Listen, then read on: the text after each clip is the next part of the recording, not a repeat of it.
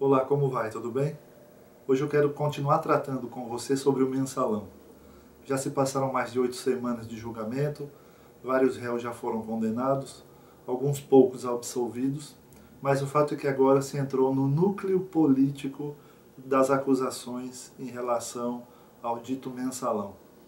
E é importante a gente continuar o debate sobre qual tem sido a conduta e qual tem sido a forma de operacionalização do Supremo Tribunal Federal em relação ao julgamento.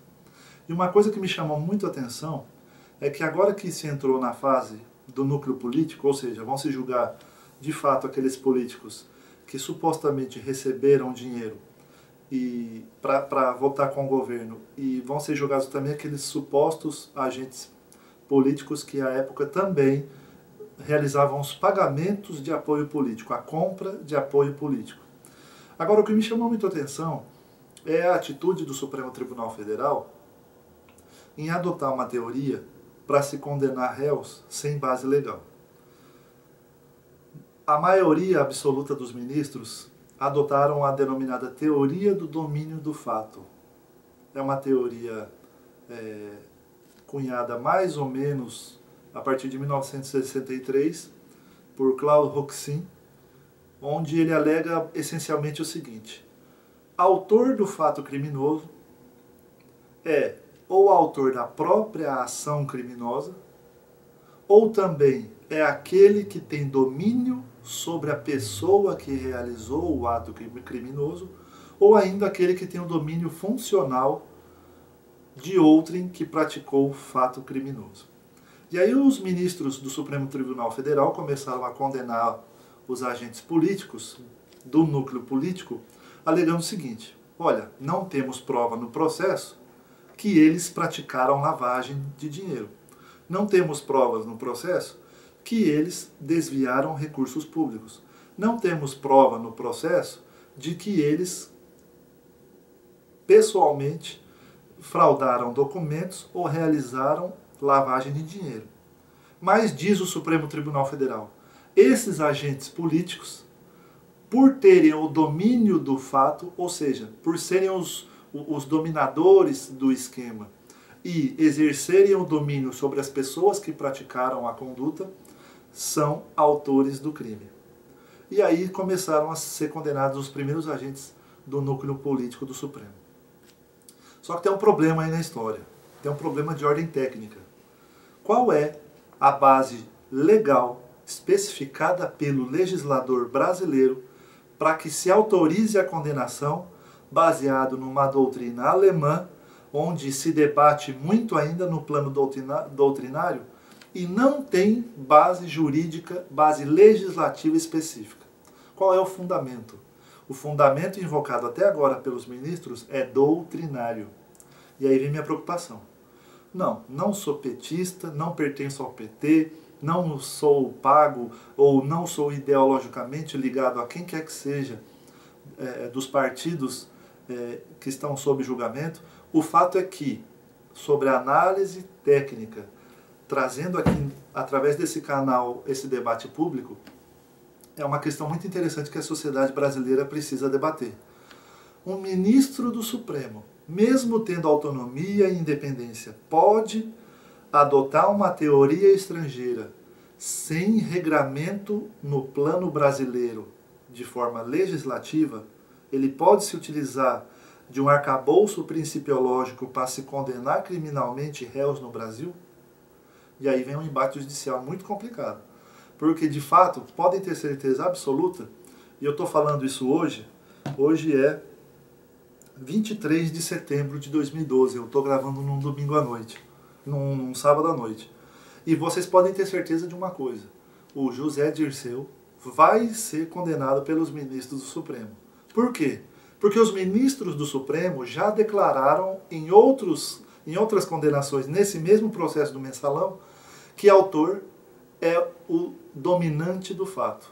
Usaram essa doutrina alemã, que não encontra suporte legislativo no país, e já condenaram outros réus do processo. Com absoluta certeza, vocês podem ficar tranquilos, que a hora que José Dirceu for colocado em julgamento, ele também vai ser condenado sobre o mesmo fundamento. sob o fundamento de que, embora não haja prova nenhuma no processo que ele tenha praticado qualquer das condutas, por ele ter o suposto domínio do fato e por ele ter supostamente o domínio sobre as pessoas que praticaram o fato, ele vai ser declarado pelo Supremo como autor do fato criminoso. Isso é muito preocupante. Preocupante em primeiro lugar, porque o Supremo está invocando como fundamento jurídico doutrina. Isso é muito complicado do ponto de vista de estabilidade jurídica nacional, do ponto de vista de segurança jurídica, do ponto de vista de pacificação social e, o mais grave, do ponto de vista de vácuo legislativo. Por não haver fundamento específico no plano legal do Brasil, ministros estão adotando teorias em debate doutrinário cunhada na Alemanha para se condenar réus no processo do mensalão. Mas alguém pode me dizer, tudo bem, Fernando, só que muito do nosso direito é baseado numa doutrina alemã, ou doutrina estrangeira que seja. E eu concordo com você. Aliás, acho importante. Só que o debate, o lugar para se debater qual, como e de que forma o legislador brasileiro vai recepcionar uma doutrina alemã, deve ser feita no foro competente, que é o legislativo. É o legislativo que deve fazer o debate sobre se o país deve adotar aquela teoria estrangeira. Não é, respeito àqueles que têm opinião contrária, mas não é cabível que no Estado democrático de direito um ministro do Supremo utilize como fundamento para a condenação de um réu na seara criminal apenas e tão somente invocando uma teoria de direito alemã que não foi positivada, não foi legislada em caráter nacional. Isso é muito complicado.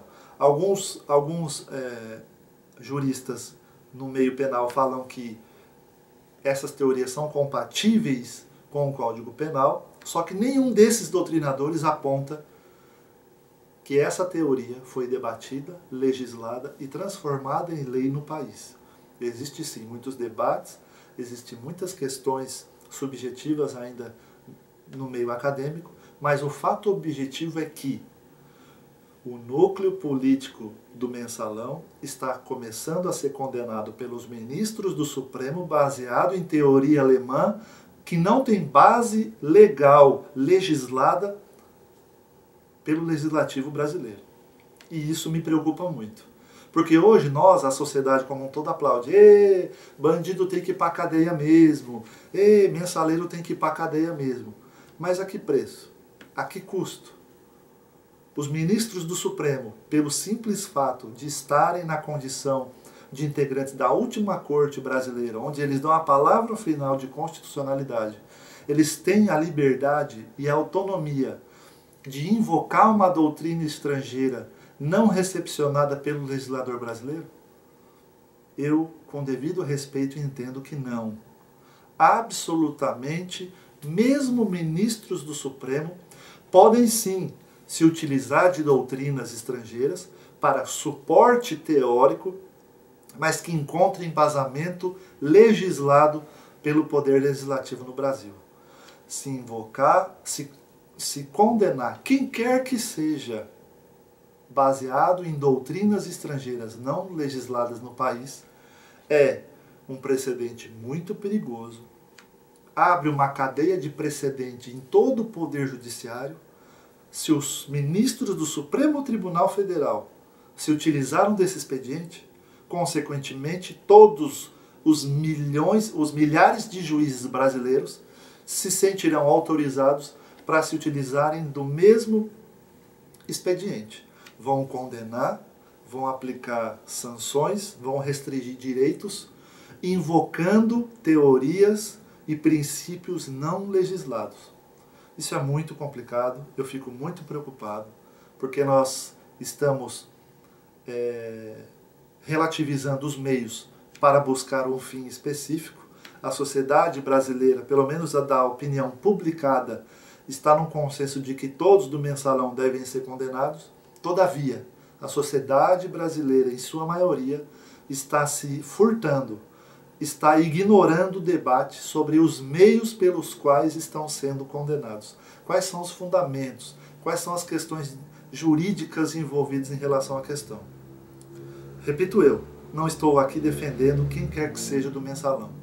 Meu debate, trago esse debate público na internet, no sentido de que a sociedade acompanhe e possa enfrentar também essa questão muito importante que diz respeito a garantias constitucionais a todo cidadão brasileiro. Que é o quê? Que é ser processado e condenado baseado na lei. O cidadão brasileiro tem o direito de ser processado nos termos da lei, não nos termos de doutrina alemã não legislada no Brasil. A todos um grande abraço, fiquem com Deus, até a próxima.